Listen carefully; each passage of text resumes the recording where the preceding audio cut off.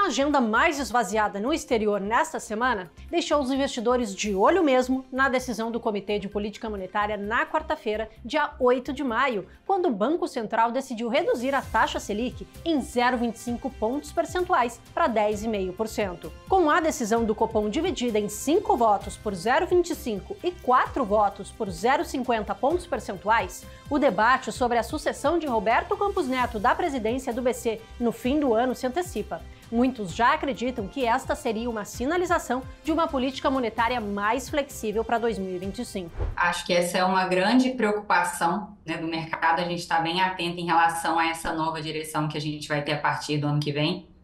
E é muito importante a gente avaliar a divergência que a gente teve agora, né? A gente teve 5-4 ali, sendo que os 4 votos a favor de uma queda de 0,5 foram de diretores indicados pelo governo, né? O Galípolo ali é o favorito, né, para assumir essa presidência a partir do ano que vem.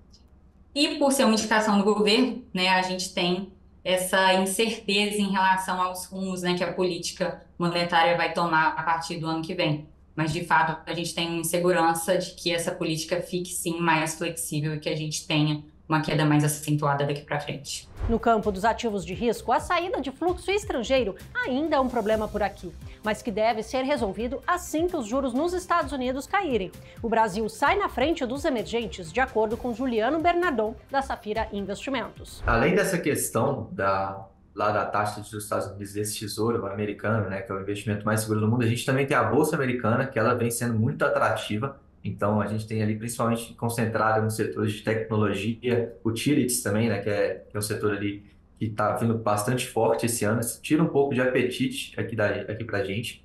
E a gente tem essa questão da incerteza fiscal, né, que a Clara comentou, além do cenário lá fora, essa mudança, essa incerteza fiscal no Brasil aqui, deixa os investidores com um pouco mais de receio em investir aqui no país. E esse cenário não é nada positivo para emergentes, né? Um cenário de juros altos na melhor economia do mundo realmente tira muito fluxo, mas quando a gente compara ali em outros emergentes, a gente vê essa saída ali também ocasionada por conta dessa mudança na política aqui do Copom, né? Nessa questão do fiscal, mas quando a gente compara o nosso país ali com outros emergentes, no cenário geral ali, a gente tem alguns pontos mais positivos, né? China, a gente vê um cenário ali muito, muito complicado, tá? Acaba que fica um pouco, né, mais difícil de investir. A Índia, a bolsa ali no geral é considerada um pouco cara, então a gente vê aqui também no Brasil um cenário de corte de juros que a gente não vê nos outros países. Então pode ser que a gente se destaque em relação aos emergentes, mas essa questão do fluxo estrangeiro realmente impacta muita gente aqui. E a gente teve no mês de abril, inclusive, ali, mais de 10 bi de saída, muito por conta também dessa mudança ali do cenário nos Estados Unidos.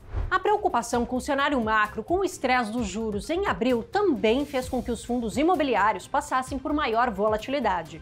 O IFIX, índice que mede o desempenho dos fundos imobiliários, sofreu a primeira retração do ano, caindo 0,77% no mês passado. Frente a isso, a Empiricus Research fez uma mudança na carteira das Top Picks, trazendo CSHG recebíveis imobiliários para a carteira de maio. Trouxe para esse mês o CSHG recebíveis imobiliários, né, o CSHG 11, é um fundo do Credit Suisse, que hoje está sendo vendido por Pátria, né? Acho que eu não vou entrar no detalhe, mas está tendo essa movimentação ali por trás. Mas um ponto, eu acho que é bom comentar que um ponto positivo é que o fundo deve permanecer com a mesma equipe. Então, para quem está preocupado com isso, não é uma preocupação nossa. Bom, é um fundo de recebíveis imobiliários, né, de crédito, no geral high grade, mid grade, e que tende a ter uma oscilação menor, né, nesses momentos. Hoje, o fundo tem uma carteira indexada a CDI e IPCA, então consegue pegar um pouco desse juro alto ainda e ainda ter um bom carrego com o IPCA, ter uma certa proteção em um caso de escalada da inflação. E os spreads são bem convidativos, né? IPCA mais 8,8% e CDI mais 3,3%. Né? Então, marcado a mercado. Então, são patamares que são capazes de entregar um bom retorno, né? Hoje o yield anualizado dele é de aproximadamente 11%, né? Para um fundo que tem um risco de crédito mitigado como o dele, eu acho que é bem positivo. Mas se a Bolsa Brasileira demora para engatar, as Big Techs andam a passos bastante largos. Tanto que Enzo Pacheco, responsável pela carteira de BDRs da Empiricus Research, aumentou a posição no setor, tendo em vista o bom momento para capturar valor no curto prazo. Eu preferi trabalhar com as mesmas posições que eu tinha na carteira de abril, e fazer só uma pequena realocação para colocar mais papéis de tecnologia. Como a gente falou, né? Esses papéis, assim, num cenário positivo, esses papéis eles vão se dar bem, mas provavelmente as empresas de outros setores, né, da economia real, da velha economia, por assim dizer, por às vezes ficarem muito para trás, podem se beneficiar mais se a economia estiver indo muito bem. Agora, se a economia estiver indo muito mal, essas empresas também vão ser impactadas mais do que as empresas de tecnologia. Então, quando a gente vê lá os resultados das Big Techs, pode fazer chuva, sol, calor, frio, eles vão lá, estão resultando bons resultados. E aí, a minha preocupação, né, nessa alteração foi, de fato, esses números um pouco piores, né, tipo, de inflação e essa perspectiva para os próximos meses. Então, eu preferi tirar 2 posições de economia real, então reduzir a posição de BP e reduzir a posição de McDonald's. BP, a gente está vendo aí o petróleo já voltando ali a casa dos $78. Me parecia também que deveria ter um certo alívio com as ações de petróleo, porque subiu muito, né, rapidamente. O Brent chegou a bater quase $90 há pouco tempo atrás. Então, a gente manteve uma posição, é importante a gente ter posições de petróleo na carteira, mas eu preferi reduzir porque a gente já teve um ganho, já vem carregando esse papel há alguns meses também. E McDonald's, a companhia soltou o resultado na terça-feira, no último dia do mês. E foi um resultado ainda meio xoxo, né? Você tem um impacto ainda importante da guerra do Oriente Médio nos números da companhia. Os Estados Unidos, que é o principal mercado, desacelerou bem em relação ao ano passado. Então, assim, não foi um resultado muito ruim, mas também longe de ser um resultado bom.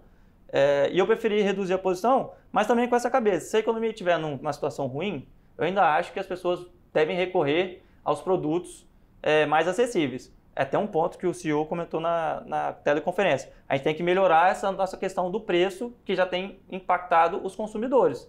Mas eu acho que eles são um dos poucos players que conseguiriam fazer isso com uma maneira mais rápida, mais ágil, para se adaptar ao mercado se porventura a gente tiver uma piora da economia. E aí, por outro lado, eu coloquei reduzi essas posições em posições de tecnologia. Então, aumentei Apple e AMD. A AMD com essa pegada mais de inteligência artificial também.